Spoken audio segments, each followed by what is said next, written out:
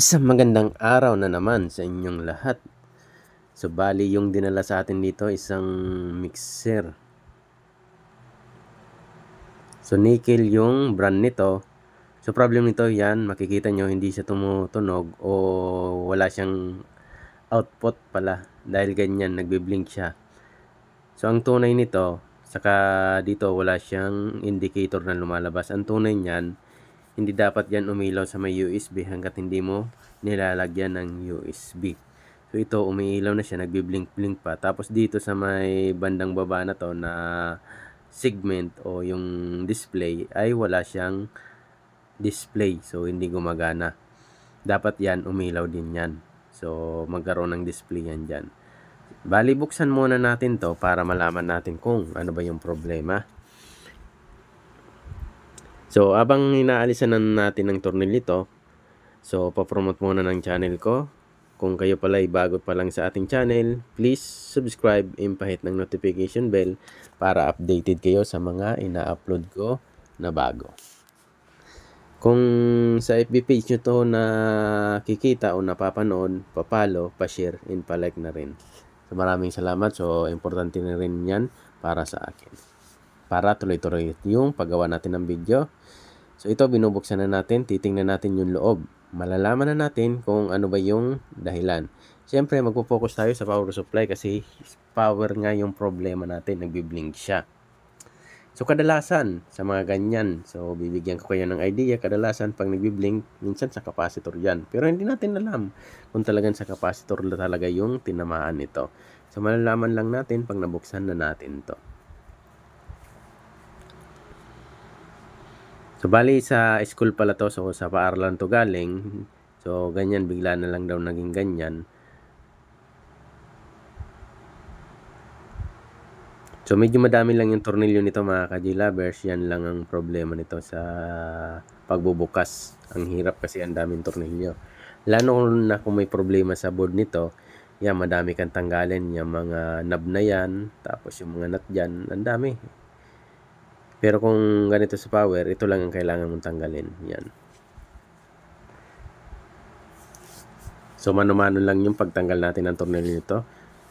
So, hindi tayo nagamit ang drill o yung screw drill natin.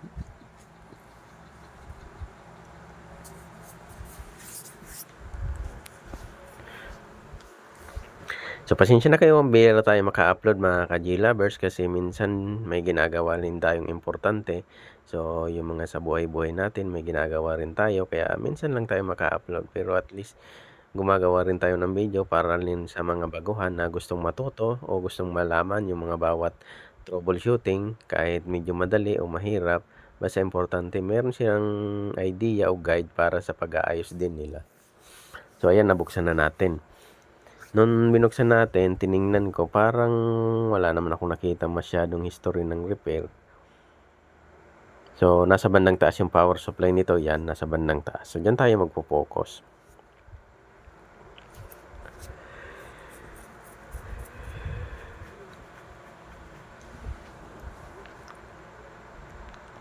So, bali nilinisan ko lang muna. So, tatanggalin natin tong power supply para makapag-check tayo. So, aalamin natin yung mga bawat voltahe dyan. Kadalasan sa mixer, 15, 15, 48, 5, sa mga ganyan yan. So, sa latest na mga mixer, ganyan yung power supply kadalasan. Gumagamit sila ng 15, 15. Tapos 48, 5. So, negative 15, positive 15, positive 48 para sa phantom power. Tapos 5 volts para sa player. Tapos, kung di-adapter naman kayo, kadalasan yan, gumagamit ng AC na 17, 17, 18, 18 na may center tap.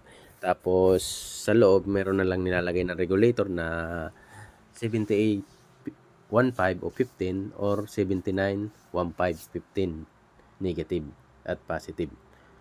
So, ito, wala na siyang ginanyang ginawa kasi diretso na sa power supply siya. Meron na tayong negative 15 at positive 15. Tapos 48 at 5.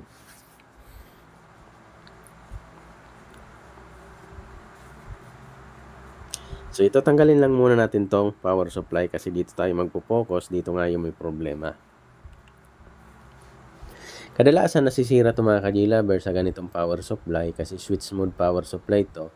So, sensitive to sa mga fluctuating na kuryente o yung nawawala tapos biglang darating agad tapos unang bugso ng kuryente napakataas. So, ganyan dyan madali itong masira. Hindi tulad ng transformer type kahit paano medyo matibay-tibay siya.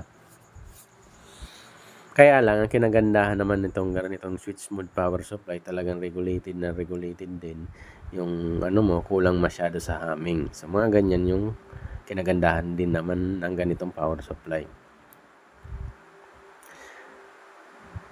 So, tanggalin lang natin to siguro para makapag-test tayo.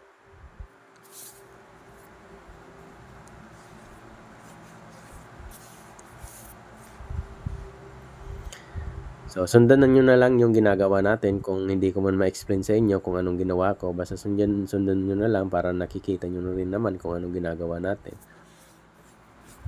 So, ginawa ko dito, nag-test ako mga ka-J-Lovers. Yan, nag-test ako dyan. So, ipa-plug in lang natin. Yan dapat nakikita natin negative 15 ground, tapos sunod-munod niyan ay positive 15 yata, tapos 48 niyan, positive 15, 48. Tapos sa dulo ay negative ground at 5 volts. So, pinaka-common ng multimeter natin, syempre ground, yung GND, ground. Tapos, test natin kung makakuha tayo ng negative 15, positive 15, 48 volts at 5 volts. Siyempre DC na yan.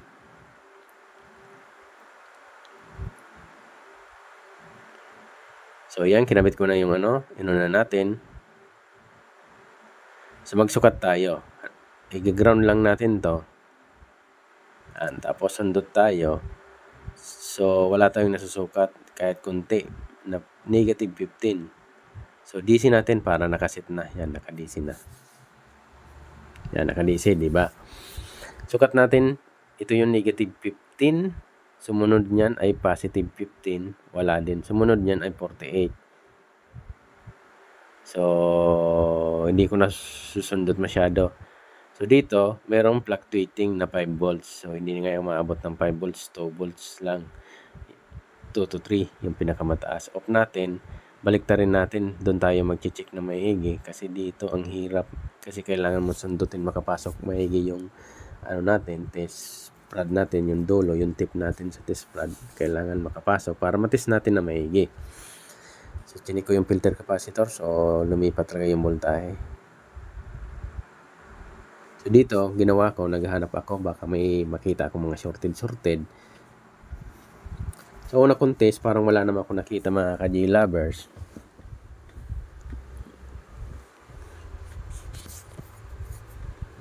Kasi minsan hindi natin naiiwasan na minsan hindi natin nakikita agad yung sira nito kung hindi natin i-double check.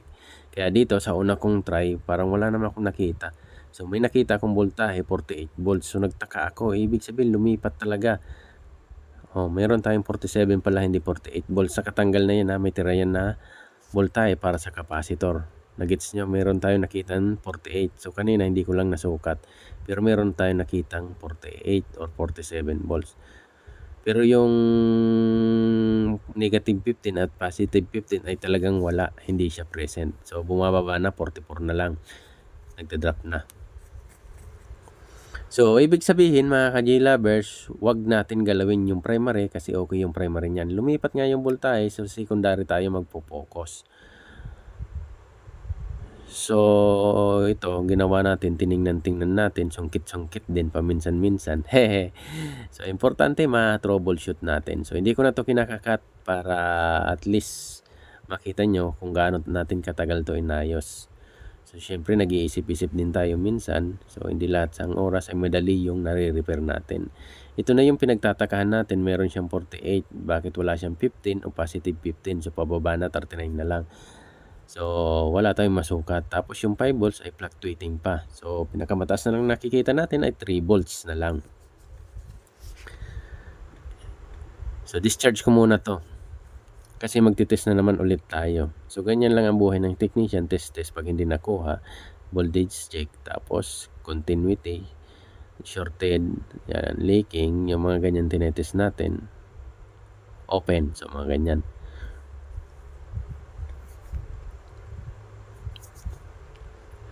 So inisip-isip natin mga ka-G-lovers na kung saan tayo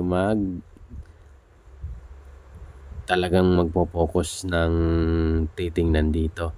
Basta yung primary ay hindi natin siya gagalawin kasi lumipat nga. So medyo natagalan tayo dito kasi merong inasikasot muna tayo ng customer dyan. So kita nyo, medyo natagalan tayo. Yan. So hindi ko na siya kinat, diba? Yan, bumalik na tayo. So ginawa natin dito ay resolder muna. So ganyan yung mga ginagawa ng technician muna. Resolder muna. Baka madala sa resolder, malay nyo may angat o tawag niyan, meron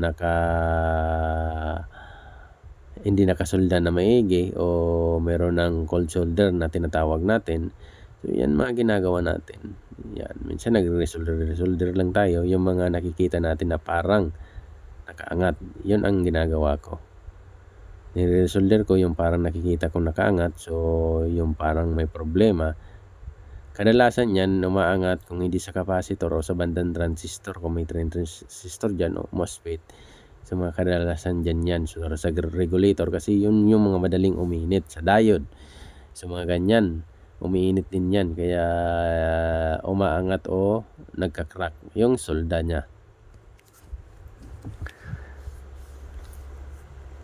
So ito na, plug in ulit tayo para makapag-check tayo ha. So hindi natin kinat para makita nyo, lalo sa mga bagwan, kung gaano ba natin siya katagal inayos, saka kung gaano tayo kapasensyoso. So hindi din dapat tayo magpapadala sa init muna ng ating ulo. So relax lang para tayo naglalaro lang sa pagto-troubleshoot para wala masyadong isipin. At least nakukuha pa rin natin na hindi napapagod masyado yung utak natin.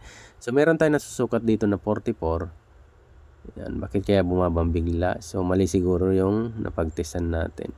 Wala talaga siyang negative at positive 15. Yan.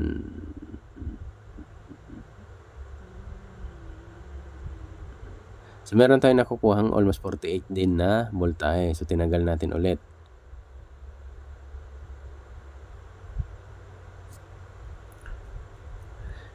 So una muna natin gagawin, magbabaka sakali tayo mga ka-G-lover sa secondary, try natin palitan yung capacitor ng nakikita natin dyan para sa positive and negative 15.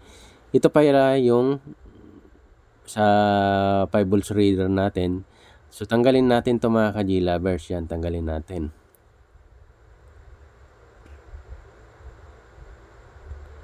So, pwede rin kasi nagda-drop yung positive and negative 15 kung may problema din yung unit natin doon, hindi lang sa power supply, talagang magda-drop yan. So, gagawin natin, tatanggalin natin to para makasigurado tayo na hindi sa unit natin yung may problema, dito lang sa power supply.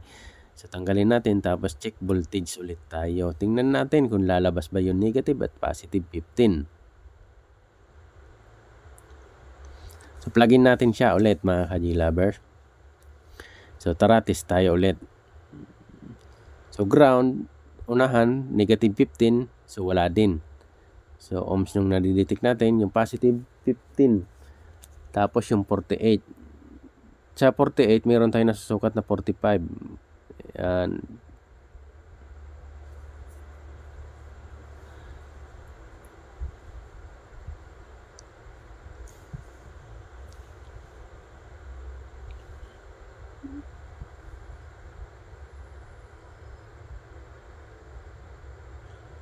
So bali mga ka-G-lovers, so minsan ingat-ingat din kayo sa paghahawak dyan. Basta malay nyo kasi pag hindi nyo kabisado yung capacitor para sa primary, meron pang tirang voltage. So baka ma-shock kayo ng kuryente. So yan ang mga ka-G-lovers, nag-iisip na rin ako dyan sa parte na yan. So tinitingnan ko kung anong posibilidad na pwedeng tamaan dito. So hindi tayo bara-bara minsan sa pag-repair na kung anong makita natin dyan o tanggalin natin agad. So hindi, minsan nag-iisip din ako. So una ko munang ginawa dito kasi napag-isipan ko baka dito sa capacitor. Ang liit lang ng capacitor to, nasa 8 pesos o 12 pesos, mura lang naman. pwede natin sakripisyong palitan yan. So dahil sa mura lang naman yan.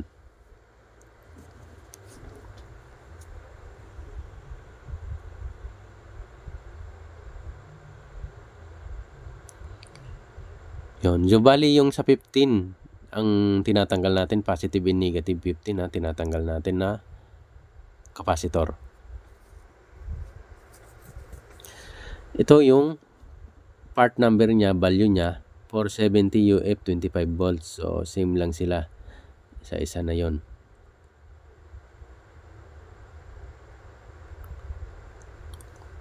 So pwede nyo rin naman i-test. So minsan nandadaya rin kasi yung pagtitest ng capacitor. Akala mo siya good pag tinis siya, pero pag nasusupplyan na siya o na actual na nagagamit, so bad na pala siya, so sira. So kung mura lang naman yung capacitor, pwede nyo palitan na yan para sigurado na talaga mga ka-J lovers. So wala na kayong isipin.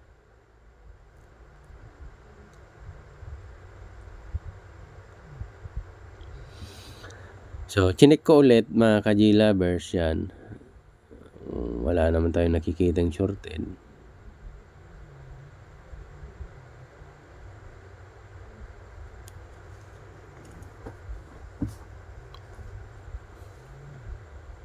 So wala naman ako nakikitang shorted sa unang test ko. Pero yan o, kita nyo, yan dapat ganyan o, mag-display siya ng diretsuhan.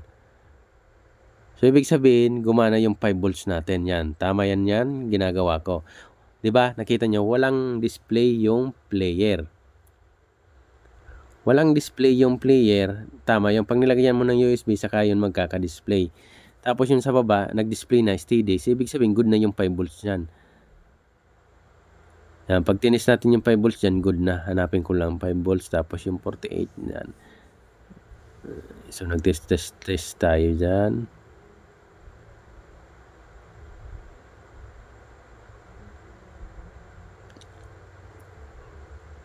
Ayun, yung 48. Nakabuelo na yung 48. Nakita nyo kanina, 48, 47. Yan, 48, 47. Nakabuelo na siya.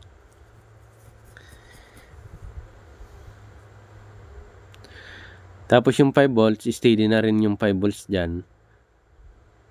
Kaya gumana na yung display natin, yung segment natin sa may bandang baba.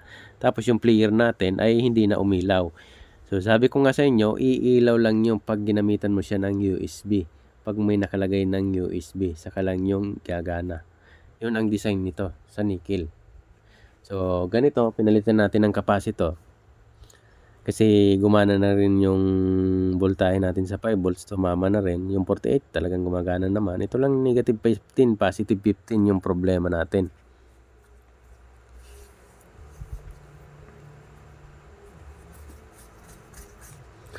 So di ba medyo matagal yung pag-troubleshoot natin ito, pero okay lang, dahan-dahan lang kahit matagalan tayo. Importante sigurado tayo sa ginagawa natin.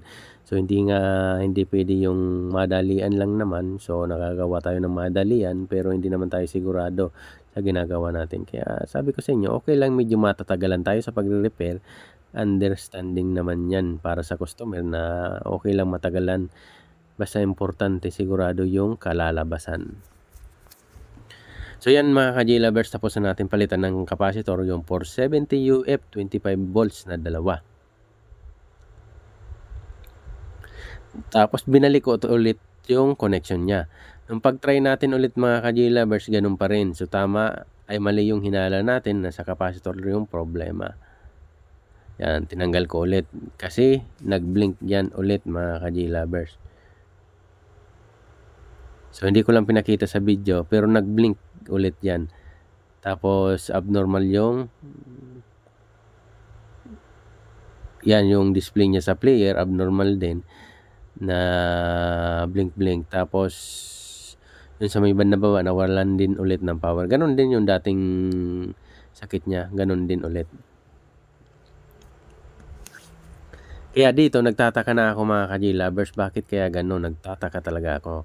Talagang takang-taka ako. Wala akong mahanap na shorted, pero bakit ganun pa rin?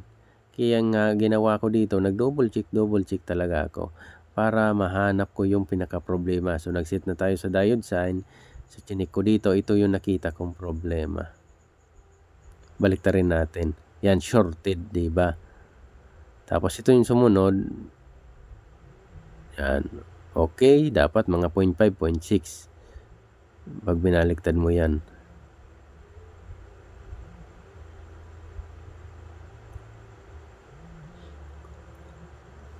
Shorted talaga tong isa na to. So, papalitan natin yan. Titingnan natin kung maging buo na rin ba yung supply natin yan. Tanggalin na rin natin yan. So, sinasabi ko pala sa inyo mga ka-G-Lovers, nung binalik natin yung connection na yan, yung ganun pa rin yung sakit niya na nakita natin, ganun pa rin. Yung nagbi-blink-blink. So, tanggalin natin yung diode. Baka sakaling ito na yung sira niya, pinakasira niya. So, nagsakripisyo tayo ng 2 capacitor. Okay lang yan. Mura lang naman yon. Walang problema. Minsan kasi, nadaya na ako ng capacitor. Nung pag-test ko talaga, literal na good. So, nakikita ko good. Tama naman yung UF niya. Sobra pa na nga ng konti. Pero pag inactual mong nasusupplyan na, kinabit na sa unit, doon na nagka-problema mga ka-G-Lovers. So, doon na nagka-problema. Kaya, minsan, mas maganda pa rin yung actual na palitan natin. So, ito yung diode natin. Check the diode to mga ka-G-Lovers. So, low voltage for high frequency. So, ibang klase ito. Hindi ito basta-basta ordinary diode mga ka-G-Lovers. 4010. Parang 4010.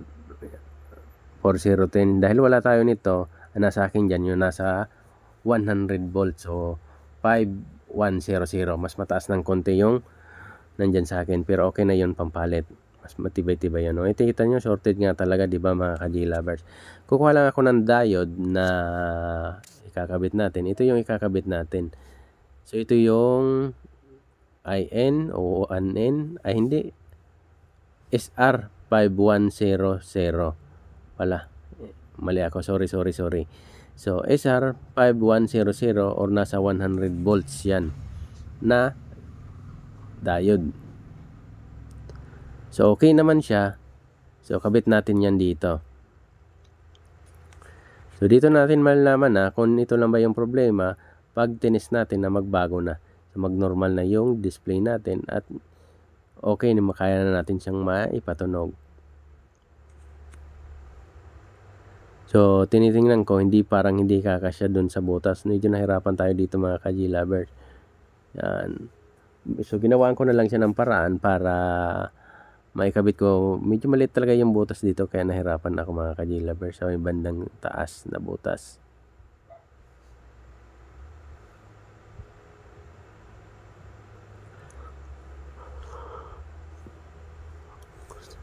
So, ayan na mga ka-G-Lovers. Kabit lang natin.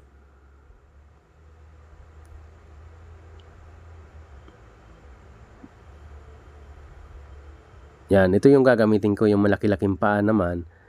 Yan, sa diode to na tinanggal ko kanina. So, pinutulan kong paa, medyo malaki kasi yon. So, yan din yung gagamitin natin dito. Yan, i-connect dun sa kabila ng diode na to.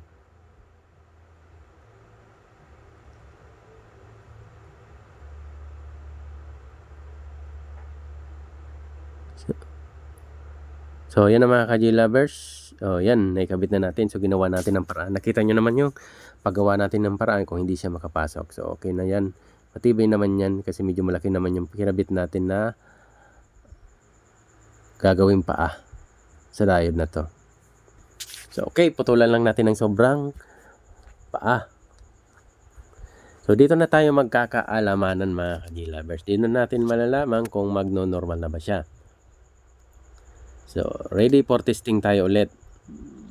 Yan, set na tayo sa diode. So, hindi pa nakakabit yung connection natin. So, test muna tayo ng voltahe ha. So, kita nyo, nilinisan ko pa siya. So, ganyan talaga kung minsan magayos, nilinisan ko siya.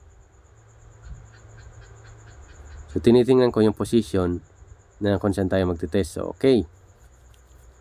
Plug in na natin. So, gumana na yung sa 5 volts natin. Steady na rin yan. So, ang hinahanap lang natin yung negative 15 at positive 15. Yung 48 nandun na. So, sukatin natin. So, meron tayong 15. So, naka-common yung red natin, dapat negative 15 yun. So, ibig sabihin, meron na tayong 48. Kanina, meron pa rin talaga yan. Meron na tayong, ito yung positive 15. So, baliktarin ko lang. Mali kasi yung common natin yan. Yung black yung gawin natin common. Meron tayong negative 15. May positive 15, 48 volts, at 5 volts.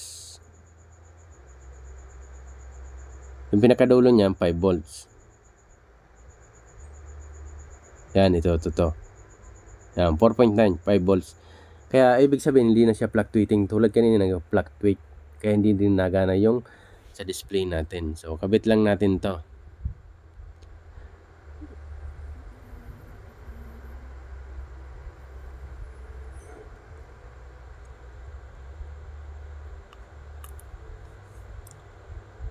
So, yan, plinagin na natin siya mga ka-J-lovers. Siya yung sinasabi ko sa inyo, gumagana na siya. Meron na tayong display dyan. Tapos dito, wala talaga yan display. Hanggat hindi mo siya kinakabitan ng USB. So, paano ko nasabi? Tingnan nyo maigi. Yan yung gusto ko ipaliwanag sa inyo. Yan, bumasa na siya. So, kanina na, nagbiblink to. Tapos sa may bandang baba, ay hindi gumagana. Ngayon, okay na siya, gumana na siya. Meron na tayong positive 15, negative 15, 48 volts, at positive 5 volts. So, kompleto na yung supply natin. So, ano pang hinihintay natin? Kabitan ko lang itong lahat. Tapos, testing na natin. So, maraming salamat sa lagi niyong pagsubaybay sa ating channel. So, thank you. So, testing na tayo. Salamat.